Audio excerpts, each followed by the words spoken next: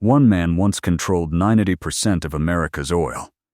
His wealth was so vast that if you adjust for today's economy, he'd make Jeff Bezos and Elon Musk look poor. He was called a robber baron, accused of destroying thousands of businesses, and hated by millions. Yet, he also gave away more money than anyone in history, built universities, cured diseases, and changed philanthropy forever. This is the story of the most powerful businessman who ever lived, a man who literally owned America. But how did a poor bookkeeper's assistant become the richest man in modern history? And why did the man who crushed his competitors spend his fortune helping humanity? Stay tuned, because this story is far stranger than fiction. July 8, 1839. Richford, New York. A baby boy is born to a family that could barely afford to keep him fed. His name, John Davison Rockefeller. The America he was born into was still young, still wild, still figuring out what it wanted to be. The Industrial Revolution was just beginning to transform the nation from farms to factories, from candles to kerosene, from horses to railroads. His father, William Avery Rockefeller, was a con man who called himself Dr. William Livingston. He sold fake miracle cures to desperate people, claiming his elixirs could cure cancer, blindness, and deafness. He was a bigamist, maintaining 2 separate families in different towns. He would disappear for months at a time, leaving young John, his mother Eliza, and his siblings wondering if he'd ever come back. When he did return, he'd throw money on the table and leave again within days. The family never knew where the money came from. They never asked. Young John grew up in chaos. His father was unreliable, dishonest, a liar. But his mother, Eliza Davison Rockefeller, was the opposite, deeply religious, strict, and devoted. She taught John something his con artist father never could: discipline, hard work, and the importance of saving every penny. She ran the household like a military operation on almost no money. She made the children's clothes by hand. She grew vegetables in the garden. She taught John to hate waste, to cherish order, to plan for the future. Every Sunday, the family attended the Baptist church. Young John sat in the wooden pews, listening to sermons about virtue, about giving to the poor, about the responsibility of wealth. These lessons would stay with him his entire life, but they would twist and turn in ways no preacher could have predicted. John was a strange child, quiet, calculating. While other boys played, he worked. At age 7, he raised turkeys and sold them to neighbors. He saved every penny in a blue ceramic jar. By age 12, he had saved $50, a fortune for a child. He loaned it to a neighboring farmer at 7% interest. When the farmer paid him back a year later with $3.50 in interest, something clicked in young Rockefeller's mind. Money could make money. You didn't have to work for every penny. You could make your money work for you. At 16, Rockefeller got his first real job as an assistant bookkeeper at Hewitt & Tuttle, a small produce commission business in Cleveland, Ohio. His starting wage? 50 cents a day. That's about $17 in today's money.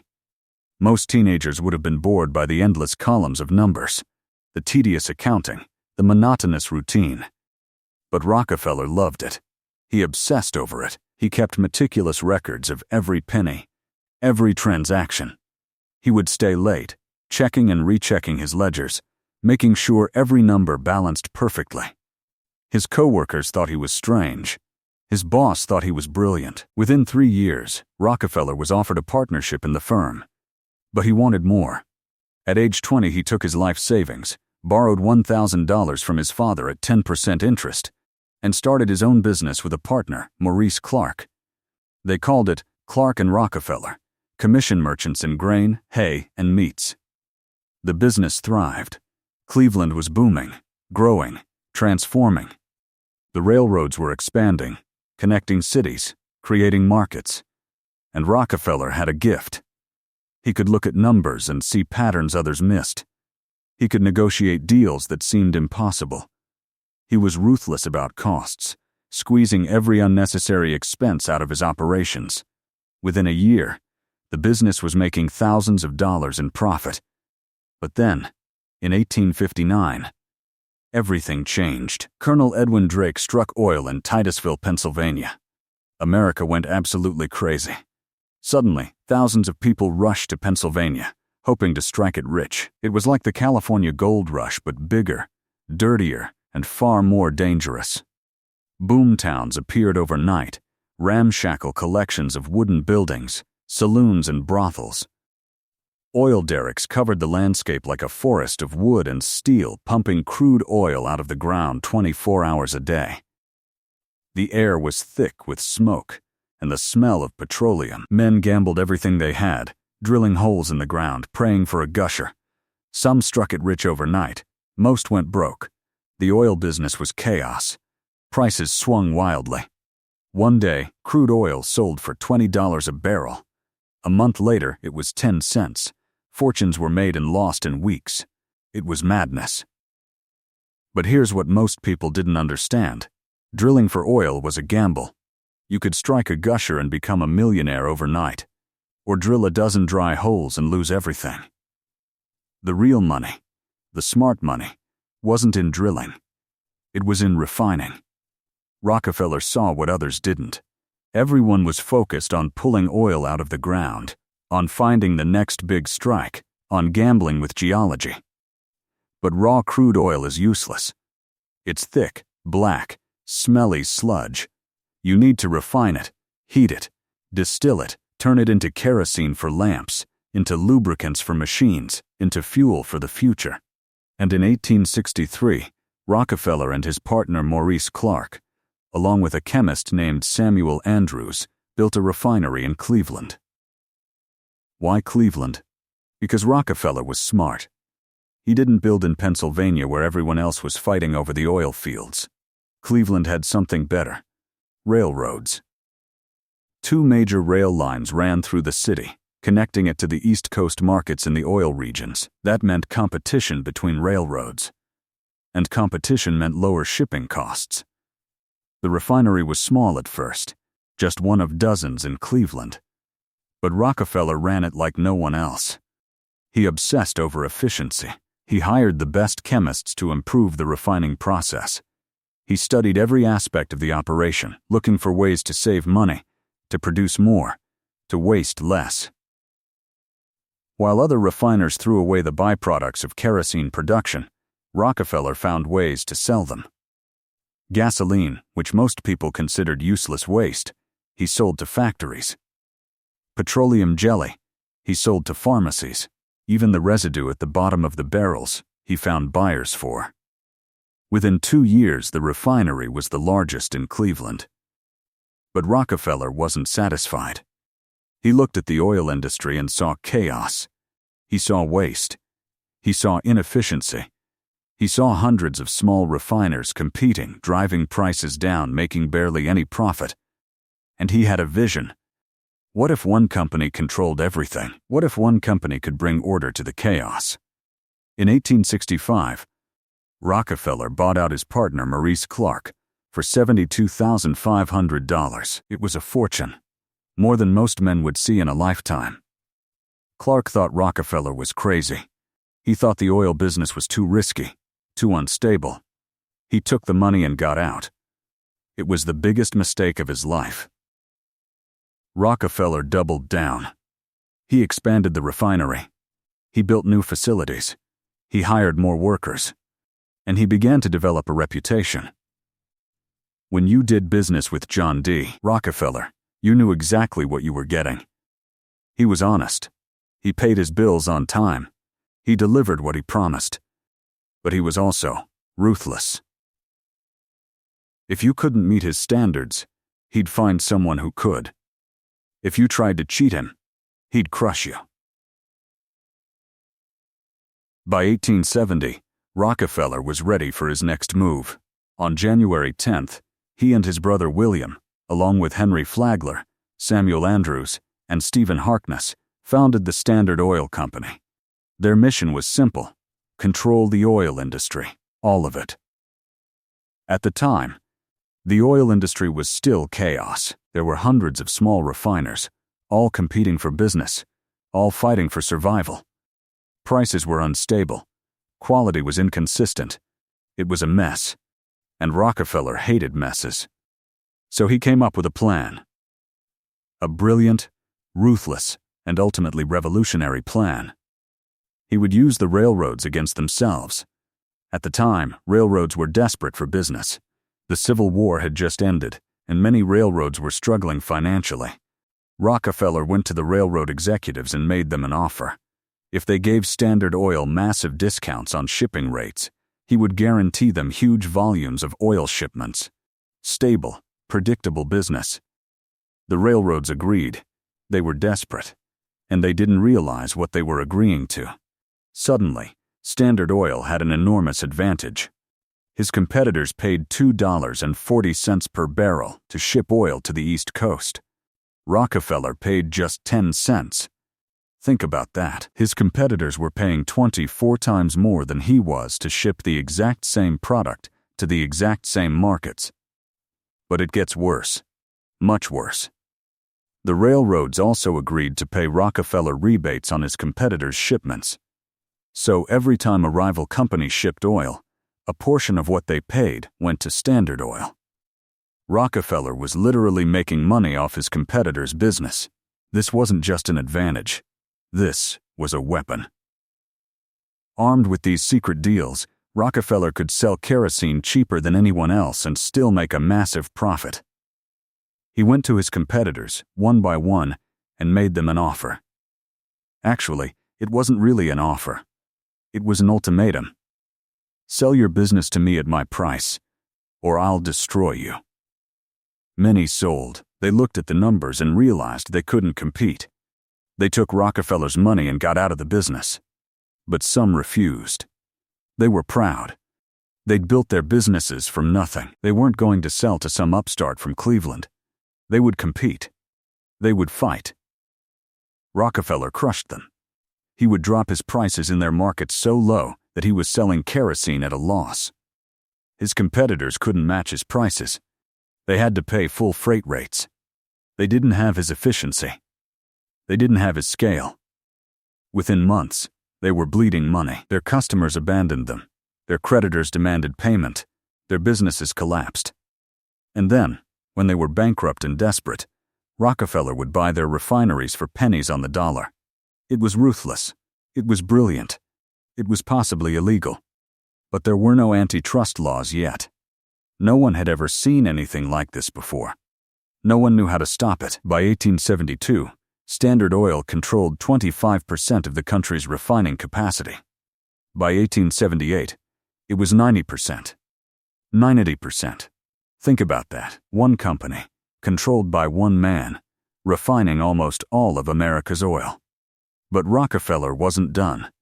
Controlling refining wasn't enough. He wanted to control everything. He built pipelines to transport oil directly from the wells to his refineries, cutting out the railroads that had once been his partners. He bought oil fields to secure his supply. He bought barrel-making factories to reduce his costs. He even bought the forests where the wood for the barrels came from. He bought the companies that made the glue for the barrel labels. He bought everything. This was something new in American business. Rockefeller called it vertical integration. Control every step of the process, from the raw materials to the finished product to the customer's door. Eliminate the middlemen. Maximize efficiency. Minimize costs, and it worked. By the 1880s, Standard Oil wasn't just a company. It was an empire. An industrial empire unlike anything the world had ever seen. Standard Oil had 40,000 employees. It had operations in almost every state. It controlled pipelines that stretched thousands of miles. It had tank cars, storage facilities, ships, distribution networks. If you bought kerosene in America, you were almost certainly buying it from Standard Oil. Nothing was wasted. Rockefeller's obsession with efficiency became legendary. Standard Oil used every drop of crude oil, every byproduct, every scrap. The petroleum jelly became Vaseline, The gasoline, which most people still considered useless, was sold to factories and eventually would power the automobiles that would transform America. Even the residue at the bottom of the refining tanks was sold for road paving. Rockefeller's chemists were constantly experimenting, finding new uses for petroleum products, inventing new processes. Standard Oil became a research powerhouse, pioneering techniques that would define the industry for decades. And Rockefeller's control was absolute. If you owned a store and sold a competitor's kerosene, Standard Oil would open a store next door and sell cheaper, even at a loss, until you either switched to Standard Oil or went out of business. Then they'd buy your store, raise the prices back up, and move on to the next target. If you were a small refiner who somehow survived outside Standard Oil's grasp, Rockefeller would send agents to investigate you. They'd find out who your customers were, who your suppliers were, what your costs were. Then they'd undercut you systematically, stealing your customers one by one until you had no choice but to sell. It was corporate warfare, and Rockefeller was winning every battle. But here's the thing about building an empire. It makes enemies. Lots of enemies. By the 1890s, John D. Rockefeller was the most hated man in America, and I mean genuinely, viscerally hated. Small business owners who'd been forced out hated him. Workers who'd lost jobs when refineries closed hated him. Newspaper editors hated him. Politicians hated him. The general public, who heard stories about his ruthless tactics, hated him. Political cartoonists had a field day. They drew him as a giant octopus, tentacles wrapped around oil derricks, refineries, railroads, even Congress. They drew him as a bloated king sitting on a throne made of oil barrels while workers starved at his feet. They drew him as a snake, a spider, a monster. The newspapers called him a robber baron, a corporate tyrant, a threat to democracy itself. They said he was un-American, that he represented everything wrong with capitalism, that he was proof the system was broken. And then came Ida Tarbell. Ida Minerva Tarbell was one of America's first investigative journalists, a pioneer of what Theodore Roosevelt would later call muckraking. She was smart, determined, and she had a personal reason to hate Standard Oil. Her father had been an independent oil producer in Pennsylvania. Standard Oil had destroyed his business. Starting in 1902, Tarbell published a series of articles in McClure's magazine exposing Standard Oil's tactics in excruciating detail. She had documents. She had testimony from former employees. She had proof of the secret railroad deals, the intimidation, the corporate espionage, the deliberate destruction of competitors. Her articles were a sensation. America was outraged. People who'd suspected Rockefeller was ruthless now had proof, and they demanded action. In 1904, Tarbell's articles were published as a book, The History of the Standard Oil Company. It became a bestseller. Everyone read it, including President Theodore Roosevelt. Roosevelt, the great trust buster, had made his political career fighting corporate monopolies. He believed in capitalism, but he believed it needed rules, needed regulation, needed to be kept in check. And Standard Oil was his white whale. In 1906, the federal government sued Standard Oil under the Sherman Antitrust Act, a law passed in 1890 specifically to prevent monopolies. The trial was a spectacle. Newspapers covered every detail. Witnesses testified about Standard Oil's tactics. Documents were presented showing the secret deals, the market manipulation, the crushing of competitors. Rockefeller himself was called to testify. He was in his 60s now, white-haired, dignified. He sat in the witness chair and calmly answered questions. He denied nothing. He didn't try to hide what Standard Oil had done. Instead, he argued that what they'd done was good for America. They'd brought stability to a chaotic industry. They'd lowered prices for consumers. They'd created thousands of jobs. They'd built the infrastructure that powered American industry. The judges weren't convinced. On May 15, 1911, the Supreme Court delivered its verdict. Chief Justice Edward Douglas White read the decision. Standard Oil had violated the Sherman Antitrust Act. It had engaged in unreasonable restraint of trade. It was an illegal monopoly. The remedy? Standard Oil must be broken up. Dissolved. Divided into 34 separate companies. It was a bombshell. The greatest corporate empire in American history was being torn apart by the federal government. You'd think this would destroy Rockefeller financially. You'd think he'd be ruined, humiliated, broke. But here's the twist. The beautiful irony that Rockefeller himself must have appreciated. The breakup made him even richer. See, each of those 34 companies received a piece of the empire. And Rockefeller owned shares in all of them. He'd been the majority shareholder in Standard Oil. And now he owned shares in 34 independent oil companies. And here's what happened next. Freed from the legal constraints of the monopoly. Freed to compete independently. Those companies thrived. Their stock prices soared. Investors who'd been scared off by the antitrust concerns suddenly poured money into these new companies. The market valued the sum of the parts higher than it had valued the whole. ExxonMobil? That came from Standard Oil of New Jersey. Chevron? Standard Oil of California. BP America? Standard Oil of Ohio. ConocoPhillips? Continental Oil, which was part of Standard. These giants of the modern oil industry, worth hundreds of billions of dollars, they all trace their roots back to Rockefeller's empire. By 1913, John D. Rockefeller's personal wealth peaked at nearly $900 million. In an economy that was a fraction of the size of today's, that represented between 1.5% and 2% of the entire United States GDP. Economists estimate that adjusted for today's economy, that would be somewhere between $300 and $400 billion. To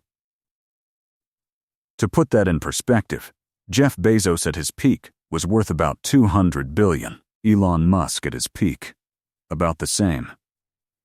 Rockefeller was wealthier than both of them combined. He was the richest person in modern history. But here's where the story gets really interesting. Here's where the mystery deepens. Why did a man who ruthlessly crushed his business rivals, who destroyed thousands of companies, who fought dirty and won ugly, become the greatest philanthropist in history? The transformation didn't happen overnight. It happened gradually, over decades. And it started with a crisis. In the 1890s, Rockefeller's health began to fail. The stress of running Standard Oil, the constant battles with competitors and regulators, the public hatred, it all took a toll. He developed digestive problems. He couldn't sleep. His hair fell out. He looked 20 years older than he was. His doctors told him he needed to slow down, to reduce stress, to step back from the day-to-day operations of Standard Oil. He was in his 50s. He'd built an empire. Maybe it was time to let others run it. So Rockefeller began to delegate. He appointed managers to handle operations. He stepped back from the details. And he started to think about what came next. He'd always been religious. His mother had raised him Baptist, taught him to tithe, to give 10% of his income to the church. Even when he was making 50 cents a day as a bookkeeper's assistant, he'd given 5 cents to charity. It was a habit, a discipline, something he'd never questioned. But now, with more wealth than any person could possibly spend, the question became, what do you do with it? Most wealthy men of his era built monuments to themselves. They built mansions, bought art collections. Threw lavish parties. They wanted to be seen, to be admired, to be remembered. Rockefeller was different. He didn't care about luxury. He lived in a comfortable but not extravagant house. He wore plain suits. He didn't throw parties or collect art. Money to him was a tool, a means to an end. The question was, what end? He hired a man named Frederick Taylor Gates, a Baptist minister turned business advisor, to help him think through his philanthropy. Gates was brilliant, systematic, and he shared Rockefeller's belief that charity should be strategic, not emotional. Together they developed a philosophy they called scientific philanthropy. The idea was simple but revolutionary. Don't just give money to the poor. Build institutions that eliminate poverty. Don't just treat sick people. Fund the research that cures diseases. Don't just educate individual students. Build universities that will educate thousands for generations. Think big. Think long-term. Think systematically. In 1890, Rockefeller made his first major philanthropic commitment, $600,000 to help found the University of Chicago. That's about $20 million in today's dollars. It was an enormous sum, but Rockefeller didn't just give the money and walk away. He stayed involved. He insisted the university follow certain principles: academic excellence, religious tolerance, co-education at a time when most universities were men only. He wanted it to be different, to be better. Over the next 25 years, he would give the University of Chicago over $80 million, about $2 billion in today's money. He transformed it from an ambitious dream into one of the world's greatest universities. Nobel Prize winners. Groundbreaking research. Generations of leaders in science, business, and government. Then, in 1894, he founded Spelman College in Atlanta, named after his wife's family. It was a school for black women, at a time when segregation was the law of the South, when most black Americans were denied access to quality education. Rockefeller poured millions into Spelman. He believed in education as the great equalizer, the tool that could lift people out of poverty and oppression. And he put his money where his beliefs were. But his greatest impact, his most enduring legacy, was in medicine and public health. In 1901, Rockefeller established the Rockefeller Institute for Medical Research in New York City. Today it's called Rockefeller University, and it's one of the premier biomedical research institutions in the world. The institute attracted the best scientists in America, gave them resources, gave them freedom to pursue groundbreaking research. And they delivered. They isolated the bacteria that caused meningitis and developed treatments. They advanced our understanding of viruses, of immunology, of cellular biology. They pioneered techniques that would save millions of lives.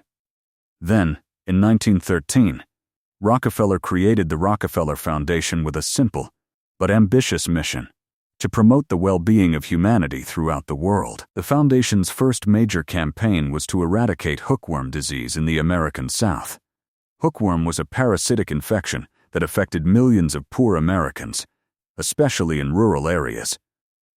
It caused anemia, stunted growth, and left people weak and unable to work.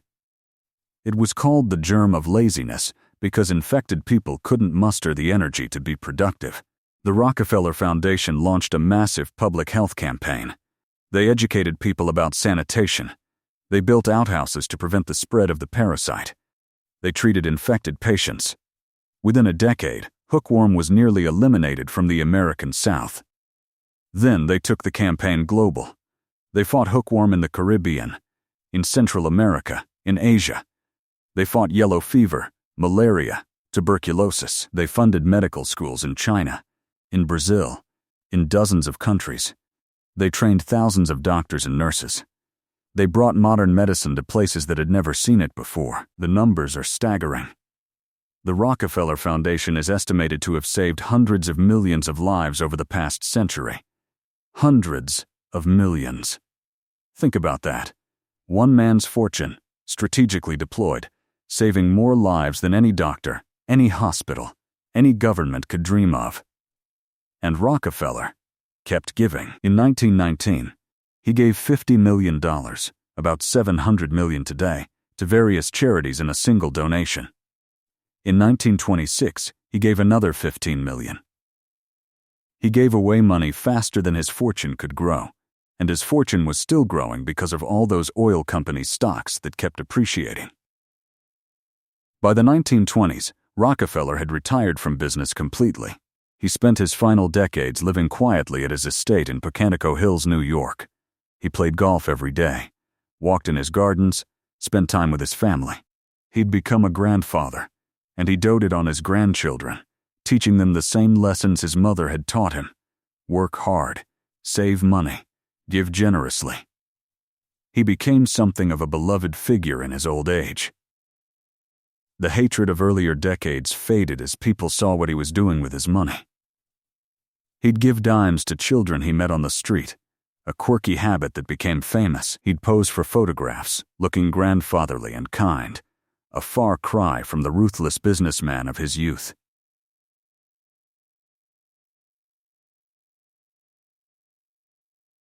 On May 23, 1937, John D. Rockefeller died in his sleep at his home in Ormond Beach, Florida. He was 97 years old, one of the longest-lived men of his era. He'd lived long enough to see the automobile revolution powered by gasoline, the very byproduct of kerosene production that Standard Oil had once struggled to sell. He'd lived long enough to see his universities flourish, his medical institutes make breakthrough after breakthrough. His foundation changed the world. In total, Rockefeller gave away about $540 million during his lifetime, nearly 60% of his peak wealth. Adjusted for inflation and economic growth, that's over $200 billion in today's money. His children and grandchildren continued his work. His son, John D. Rockefeller Jr., gave away another $500 million. His grandson, Nelson Rockefeller, became Vice President of the United States. His grandson, David Rockefeller, ran Chase Manhattan Bank and continued the family's philanthropic tradition. The Rockefeller name became synonymous not with monopoly and corporate greed, but with charity and public service. The Rockefeller Foundation still operates today, with an endowment of over $4 billion. It's funded research into vaccines, into agricultural productivity, into public health systems. Rockefeller University continues to make groundbreaking discoveries in medicine and biology, with dozens of Nobel Prize winners among its faculty. The University of Chicago remains one of the world's top universities, educating future leaders in every field. So who was John D. Rockefeller? A hero or a villain? A genius or a monster? The truth is, he was both. He was all of it. He was the embodiment of the contradictions at the heart of American capitalism. He built the greatest monopoly in American history through tactics that were ruthless, often unethical, and arguably illegal. He destroyed lives, crushed dreams, and bent the rules of fair competition to his will. He pioneered business practices that would be outlawed precisely because they were so effective at eliminating competition. But he also built institutions that have saved hundreds of millions of lives, educated tens of millions of students, and advanced human knowledge in ways that are still paying dividends today. He pioneered modern philanthropy, the idea that wealthy individuals have a responsibility to use their fortunes to solve the world's problems. He inspired generations of billionaires to give back. When Bill Gates and Warren Buffett created the Giving Pledge in 2010, asking billionaires to commit to giving away at least half their wealth, they were walking a path Rockefeller had carved more than a century earlier. Gates has said that Rockefeller was his inspiration, that the Rockefeller Foundation was the model for the Gates Foundation. Rockefeller himself seemed to understand the paradox of his life. He once said, "I believe it is a religious duty to get all the money you can, fairly and honestly to keep all you can, and to give away all you can." He got it. He built Standard Oil into an empire worth billions, controlling 90% of an entire industry. He kept it. He became the richest man in modern history, accumulating wealth beyond imagination, and in the end, he gave it away. Nearly 60% of his fortune went to charity, to building institutions that would outlive him by generations.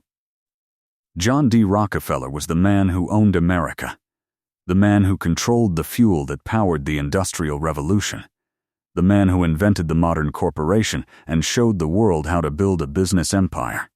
And he was also the man who gave it back. The man who built universities, funded research, cured diseases, and changed millions of lives for the better. History doesn't know what to do with men like Rockefeller. We want our heroes pure and our villains wicked. We want simple stories with clear morals. But Rockefeller's story isn't simple. It's complicated and contradictory and deeply human. It's a story about ambition and ruthlessness and the will to power. But it's also a story about responsibility and redemption, and the search for meaning in a life of extraordinary wealth. 150 years after he founded Standard Oil, we're still living in the world John D. Rockefeller built. We drive cars powered by gasoline refined by companies that descended from Standard Oil. We benefit from medical research funded by the Rockefeller Foundation. We learn in universities he endowed. His fingerprints are everywhere, for better and worse. Maybe that's the real lesson of Rockefeller's life, that the same drive, the same intelligence, the same iron will that can be used to build a monopoly and crush competitors can also be used to cure diseases and educate generations. That human beings contain multitudes, capable of both great cruelty and great kindness. John D. Rockefeller proved that you could be ruthless in business and generous in charity, that you could destroy competitors on Monday and fund medical research on Tuesday, that you could be hated and loved, feared and admired, villain and hero. He got all the money he could. He kept all he could, and in the end, he gave away all he could. The man who owned America. The man who gave it back. That was John D. Rockefeller. And his story, in all its complexity and contradiction, is the story of America itself. But let's go deeper. Let's explore the moments that defined him, the decisions that shaped history, the human being behind the legend. Picture this. It's 1870. Rockefeller is 31 years old. He's already wealthy by most standards, but he's not satisfied. He sits in his office late at night, surrounded by ledgers and financial reports. The oil industry is chaos. Refineries are opening and closing every month. Prices swing wildly. There's no order, no system, no control. And Rockefeller, who has hated chaos since childhood, who learned from his unreliable father what happens when there's no discipline, decides he's going to fix it. Not for altruistic reasons, not to help the industry, but because he sees an opportunity. If he can bring order to the chaos, he can control it. And if he can control it, he can own it. He doesn't tell anyone his full plan. Not even his partners know the scope of what he's imagining. Because what he's imagining is unprecedented. He's going to build a company so large, so efficient, so powerful, that it will make competition impossible. Think about the audacity of that vision. In 1870, most businesses were small, local, family-run operations. The idea of a nationwide corporation controlling an entire industry? It didn't exist. Rockefeller was inventing it. And he started with the railroads. The railroad executives thought they were negotiating with just another refiner. They didn't realize they were making a deal with the man who would revolutionize American business. There's a famous story about one of these negotiations. Rockefeller sat across from a railroad executive, a man twice his age, a man who'd built his railroad with his own hands. The executive was confident. He thought he had the upper hand. After all, Rockefeller needed the railroads more than the railroads needed him. But Rockefeller pulled out a sheet of paper with numbers on it. He showed the executive exactly how much oil he could ship, how predictable his volumes would be, how stable his business was compared to the chaos of the rest of the industry. He made it clear. Work with me, and you'll have guaranteed business. Fight me, and I'll find another railroad. The executive looked at the numbers. He did the math. And he agreed. He probably thought he was getting a good deal. He had no idea he'd just handed Rockefeller the weapon that would destroy hundreds of businesses and create the first great American monopoly. But here's what's fascinating. Rockefeller didn't see himself as a villain. He genuinely believed he was doing good. In his mind, the chaos of the early oil industry was wasteful and destructive. Dozens of refineries going bankrupt, workers losing jobs, investors losing money. It was all so unnecessary. If one efficient company controlled the industry, there would be stability. Prices would be fair. Quality would be consistent. Workers would have secure jobs. It made perfect sense. To him. What he didn't see or didn't care about, was the human cost. Every refinery he shut down was someone's dream. Every competitor he destroyed was a person who'd invested their life savings, their hopes, their future. Every deal he forced was someone giving up not just a business, but their independence, their pride, their sense of self. There's a heartbreaking story about a refiner in Cleveland named Frank Rockefeller. Yes, a distant cousin. Frank had built a small refinery and was doing reasonably well. When John came to him with the offer to sell, Frank refused. Family or not, he wasn't giving up his business. John looked at him and said, very calmly, "Then I'll destroy you." And he did. Within 6 months, Frank's refinery was bankrupt. John bought it for a fraction of what it was worth. Frank never spoke to him again. This happened dozens of times, hundreds of times. Each one a personal tragedy. Each one a family's livelihood destroyed. Each one adding to the empire and to the hatred. By the late 1870s, Rockefeller had become a ghost. He rarely appeared in public. He gave no interviews. He avoided photographers. He ran his empire from behind closed doors, communicating through subordinates, making decisions that affected millions while remaining invisible. This invisibility fed the public's fear and anger. When you can't see your enemy, they become a monster in your imagination. And the public's imagination ran wild. Rockefeller became larger than life, a shadowy figure controlling the nation's fuel supply, manipulating prices, destroying anyone who opposed him. The political cartoons of the era are astonishing in their vitriol. One famous cartoon shows Rockefeller as a crowned king, sitting on a throne made of oil barrels, holding a scepter topped with a miniature oil derrick, while workers bow before him and politicians grovel at his feet. Another shows him as a snake coiled around the Capitol building, squeezing the life out of democracy itself. But here's what's remarkable. Through all of this, through all the hatred and vitriol, Rockefeller remained calm. He didn't defend himself. He didn't fight back in the press. He just kept working, kept building, kept expanding Standard Oil. Why? Because he believed time would prove him right. He believed history would judge him not by his tactics, but by his results.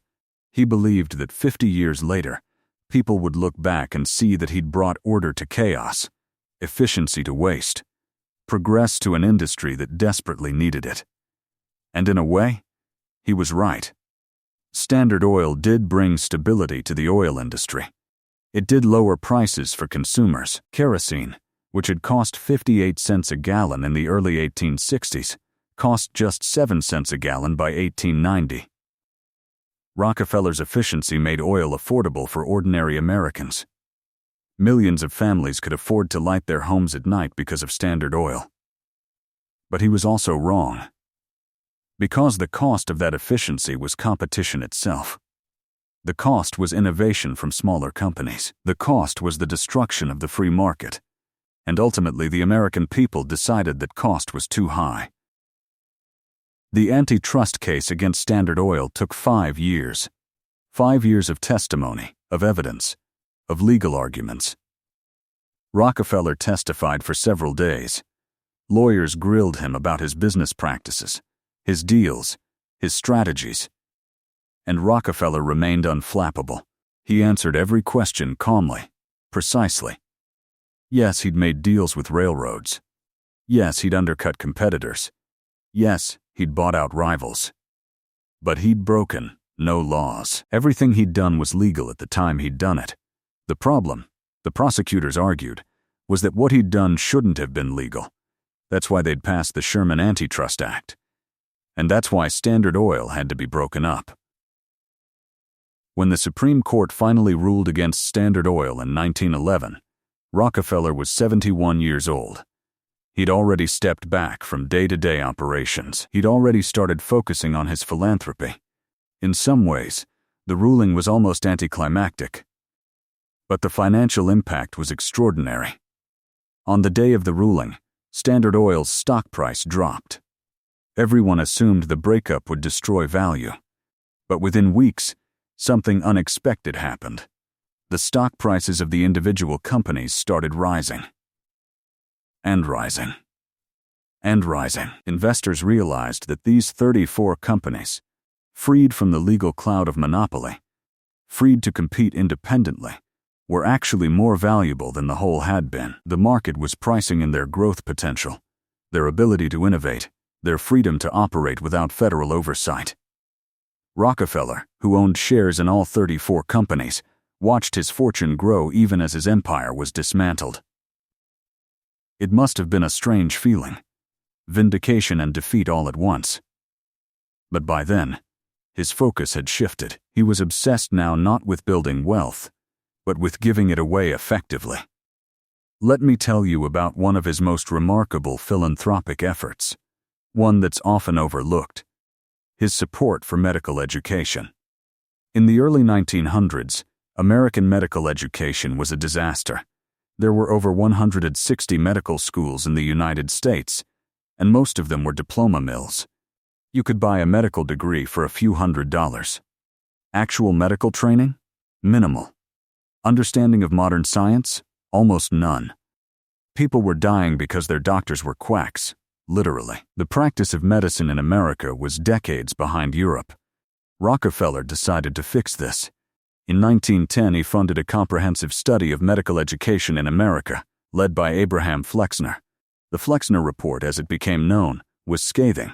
It exposed the fraud and incompetence in medical education and made specific recommendations for reform. Then Rockefeller did something brilliant. He offered enormous grants to medical schools that would reform their programs according to the Flexner Report's recommendations. Schools that refused? They got nothing. Within 15 years, over half of America's medical schools had closed. The ones that remained were transformed. They required real scientific training. They required hospitals for clinical experience. They required qualified faculty. American medical education became the best in the world. Johns Hopkins, Harvard Medical School, Yale, Columbia, all of them received massive Rockefeller grants, and all of them became world-class institutions. The doctors they trained saved millions of lives. The research they conducted advanced medicine in ways we're still benefiting from today. This is what Rockefeller meant by scientific philanthropy. Don't just give money and hope for the best. Identify the problem, find the solution, fund it strategically, and measure the results. It was the same systematic approach he'd used in business, but applied to charity. And it worked. It worked brilliantly. Consider the campaign against yellow fever. In the early 1900s, yellow fever was a death sentence. It killed tens of thousands of people every year, especially in tropical regions. There was no cure, no treatment, no prevention. The Rockefeller Foundation funded research into yellow fever. They sent scientists to study outbreaks. They funded experiments to understand how the disease spread. And eventually, they funded the development of a vaccine. By the 1940s, yellow fever was essentially eliminated as a major public health threat. A disease that had killed millions throughout history was defeated. And it was defeated in large part because of Rockefeller's money and the systematic approach his foundation took. The same pattern repeated with hookworm, with malaria, with other diseases. Identify the problem. Fund the research. Develop the solution. Deploy it systematically. Measure the results. It sounds simple. But before Rockefeller, almost no one did charity this way. Wealthy people gave to their churches, to their communities, to causes they cared about personally. But strategic, systematic, results-oriented philanthropy? That was new. And it changed everything. Today, every major foundation operates on principles Rockefeller established: the Gates Foundation, the Ford Foundation, Bloomberg Philanthropies. All of them follow the model Rockefeller created. In his final years, Rockefeller became reflective. He wrote letters to his son, John D. Rockefeller Jr., explaining his philosophy, his beliefs, his regrets. In one letter, he wrote about the oil industry. He acknowledged that his tactics had been harsh, that he'd hurt people, that he'd made enemies, but he maintained that what he'd built was worth it. Standard Oil had brought order to chaos, efficiency to waste. It had made oil affordable for millions. It had powered American industry and helped make America the richest nation on earth. Was he right? Even now, over a century later, historians debate this. Some argue that Rockefeller was a visionary who built something extraordinary, who should be judged by the results he achieved, not the methods he used. Others argue that he was a robber baron who destroyed the free market and showed that capitalism without regulation leads to monopoly and abuse. The truth, as always, is complicated. What's not debatable is his impact on philanthropy. Before Rockefeller, charity was mostly small-scale and local. After Rockefeller, it became strategic and global. He showed that immense wealth could be used to solve immense problems, that money deployed systematically could change the world. When he died in 1937, obituaries appeared in newspapers around the world. Some praised him as a great American, a builder of industry, a benefactor of humanity. Others damned him as a monopolist, a destroyer of competition, a symbol of everything wrong with unbridled capitalism. Both were right. At his funeral, attended by family and close friends, his grandson David Rockefeller spoke. He talked about his grandfather not as a titan of industry or a great philanthropist, but as a man who loved his family, a man who played golf terribly but enthusiastically, a man who handed out dimes to children and told them to save their money, a man who read his Bible every day and believed deeply in God and duty and hard work. In the end, maybe that's who John D. Rockefeller really was. Not a hero or a villain, but a human being. Deeply flawed, extraordinarily gifted, ruthless in business, generous in charity, hated and loved, feared and admired. He lived 97 years and spent them building two legacies. One was Standard Oil, the greatest monopoly in American history, built through tactics so effective they had to be outlawed. The other was his philanthropy, the systematic giving that saved hundreds of millions of lives and created institutions that continue to benefit humanity today. Which legacy matters more? Ask 100 historians, and you'll get 100 different answers.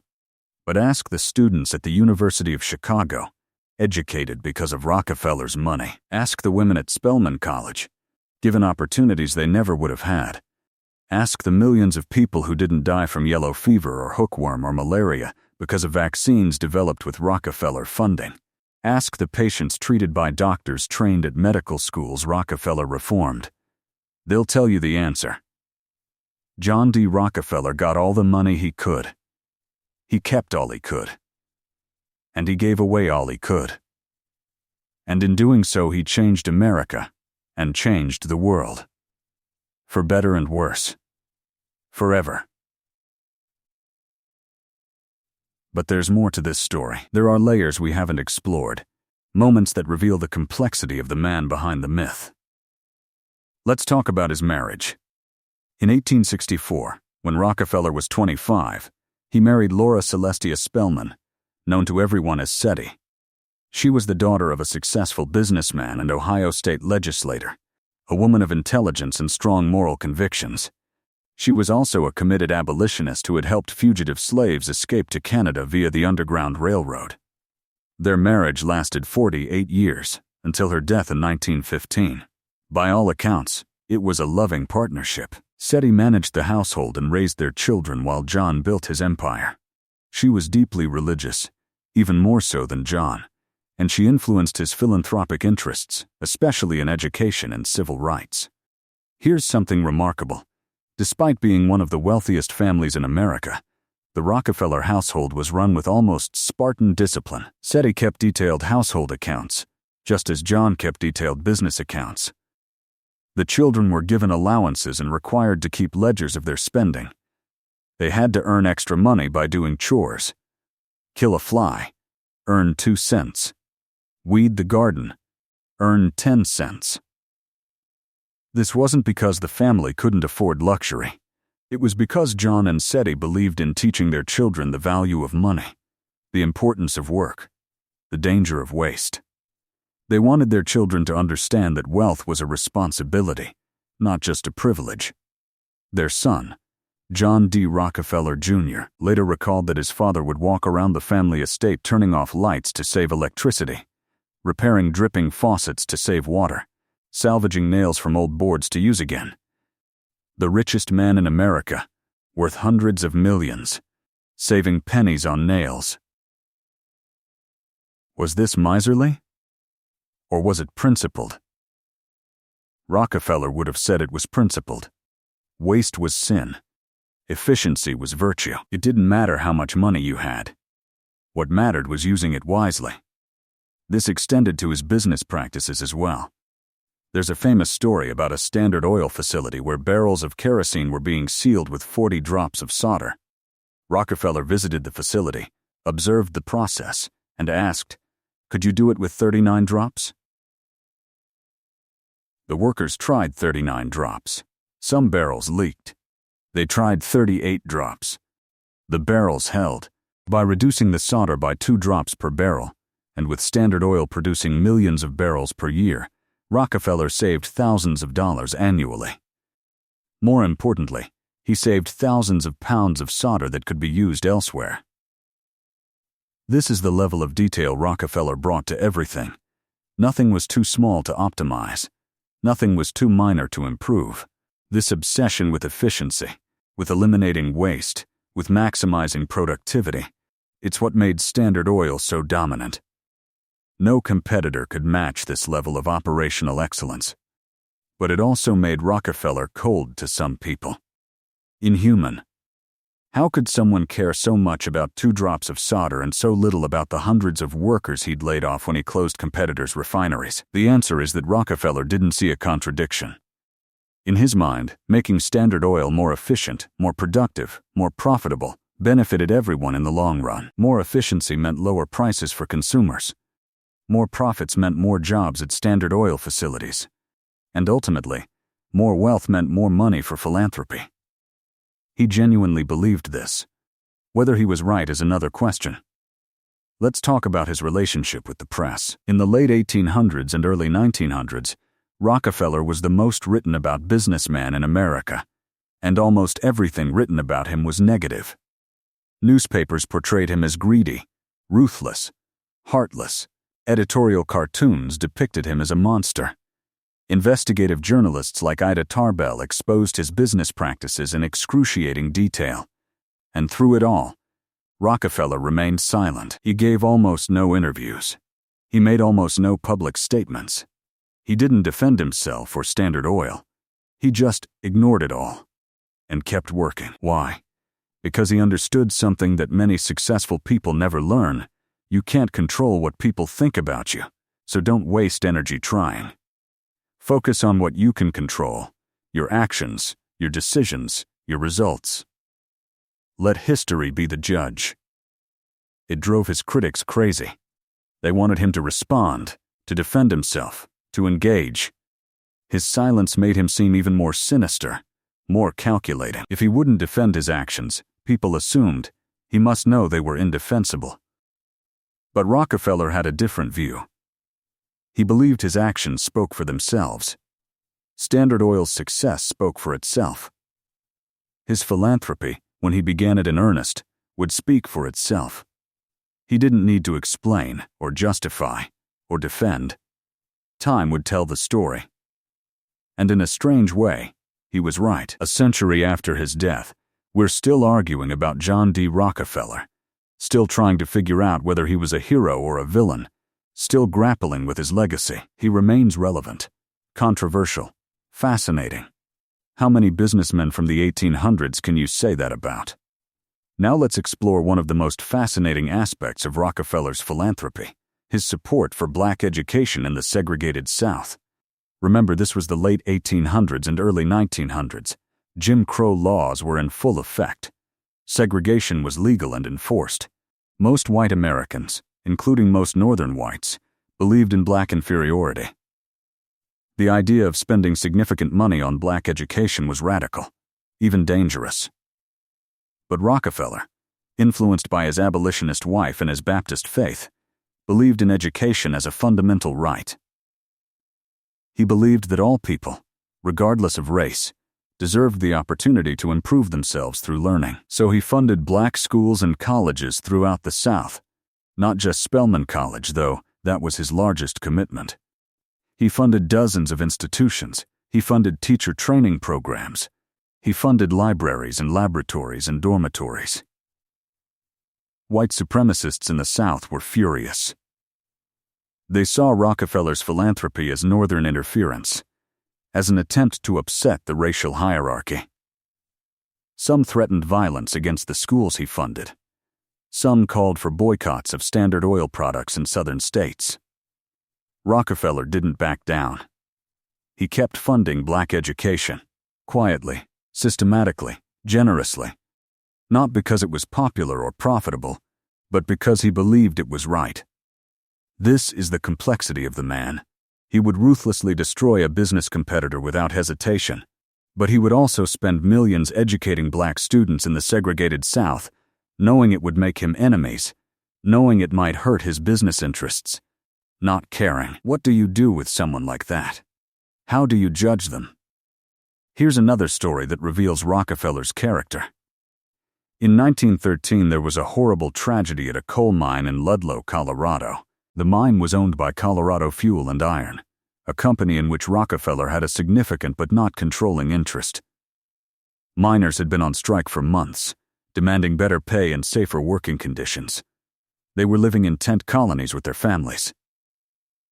On April 20, 1914, the Colorado National Guard and company guards attacked the largest tent colony. They set fire to the tents. 21 people died, including 11 children who suffocated in a pit they'd dug under their tent to hide from the gunfire. The Ludlow Massacre, as it became known, was a national scandal, and the press blamed Rockefeller. He didn't own the company outright. He hadn't ordered the attack. But he was the most prominent investor, and in the public mind, that made him responsible. For the first time in his life, Rockefeller was genuinely shaken. He was nearly 75 years old. He'd spent the last 20 years trying to be known for his philanthropy, for his contributions to society, and now his name was associated with the deaths of children. He could have distanced himself from the tragedy. He could have sold his shares in the company and moved on. Instead, he did something unexpected. He investigated. He hired labor relations experts to study the situation, and he concluded that the miners had legitimate grievances. So Rockefeller pushed for reforms. Better pay. Safer conditions, a voice for workers in company decisions. He personally visited the Colorado mines, went underground to see conditions firsthand, spoke with miners and their families. It was the first time he'd ever done anything like this. Was it genuine concern? Or damage control? Probably both. Rockefeller was smart enough to know that labor unrest was bad for business and bad for his reputation. But people who met him during this time said he seemed genuinely affected by what had happened, genuinely committed to making things better. The reforms he pushed for at Colorado Fuel and Iron became a model for labor relations in other industries. They weren't perfect. They didn't give workers everything they wanted. But they were progress. Real, measurable progress. This is Rockefeller in microcosm. He contributed to a system that led to tragedy. Then he worked to reform that system. Was it enough? Was it too little? Too late? You decide. Let's talk about his final years, because they're illuminating. By the 1920s, Rockefeller had become an almost mythical figure. He rarely left his estate. He saw few people outside his family. But the press and public remained fascinated by him. There was this famous quirk. He carried dimes in his pocket and gave them to people he met. Children, workers on his estate, visitors. He'd hand them a dime and tell them to save it, to invest it, to make it grow. It became a thing people talked about. This strange habit of the richest man in America giving away 10-cent coins. Was it condescending? Probably. A man worth hundreds of millions giving away dimes? It seems almost insulting. But to Rockefeller, it was a teaching moment. The amount didn't matter. What mattered was the principle. Save money. Invest it. make it grow. The same principle that had taken him from 50 cents a day to hundreds of millions of dollars. He also became obsessed with his health and longevity. He employed a team of doctors. He followed strict diets. He exercised daily, mostly golf and walking. He believed he could live to be 100 if he just took care of himself properly. He almost made it. 97 years old when he died. In an era when the average life expectancy was less than 60, this was extraordinary. Good genes? Maybe. Good health care? Certainly, but also discipline. Routine. The same systematic approach he brought to everything else in his life. In his final years, he spent hours reading his Bible, reflecting on his life, writing letters to his family. He seemed at peace. He'd built an empire and given away a fortune. He'd been hated and loved. He'd changed the world. What more could a man do? When news of his death reached the public in 1937, the reaction was mixed. Some newspapers ran glowing obituaries, praising his business acumen and his philanthropy. Others ran critical pieces, reminding readers of Standard Oil's monopolistic practices and the competitors he'd destroyed. Both were accurate. Both were incomplete. The funeral was private, attended only by family and close friends. No public memorial, no state ceremony. Rockefeller had requested simplicity. Even in death, he avoided waste and ostentation. But his death marked the end of an era. He was the last of the great robber barons, the last of the men who'd built immense fortunes in the lawless early days of American capitalism. By 1937, antitrust laws and labor laws and financial regulations had made it impossible to build the kind of monopoly Rockefeller had created. The game had changed. The rules were different. In a way, Rockefeller had helped bring about those changes. His success had been so complete, so overwhelming, that it had forced America to ask fundamental questions about capitalism and competition and the role of government in regulating business. The Sherman Antitrust Act, the Clayton Act, the Federal Trade Commission, all of these were created in response to monopolies like Standard Oil. Rockefeller had shown what was possible when capitalism had no constraints. And America had decided that what was possible wasn't acceptable. The irony is that Rockefeller himself probably agreed. By the end of his life, he supported many of the reforms that had broken up Standard Oil. He believed in capitalism, but he also believed in rules, in order, in systems. A market without rules was chaos. And he hated chaos. So here we are, nearly 90 years after his death, still talking about John D. Rockefeller. Still debating his legacy, still trying to understand the man who owned America. Was he a genius? Absolutely. His business acumen was extraordinary.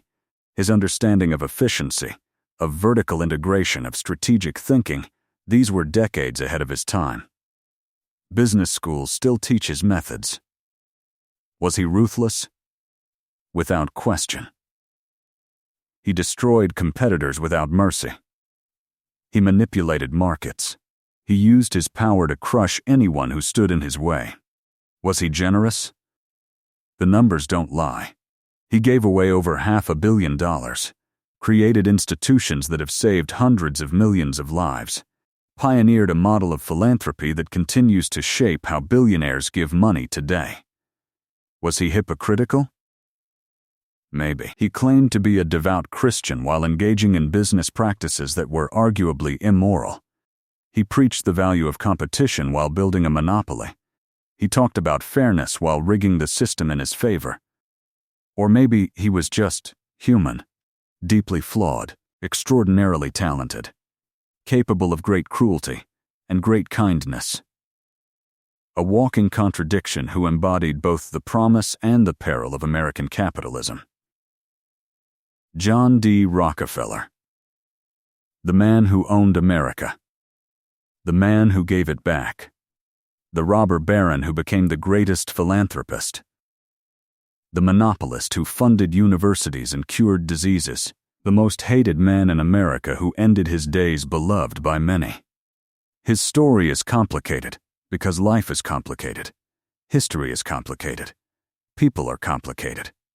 We want simple narratives with clear heroes and villains. But the most important stories are the complicated ones. The ones that challenge us. The ones that make us think.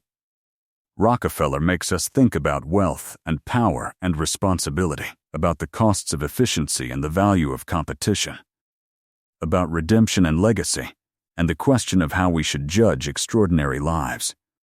There's no easy answer. Maybe that's the point. Maybe the lesson of Rockefeller's life isn't about whether he was good or bad, but about the complexity of human nature and the consequences of human ambition.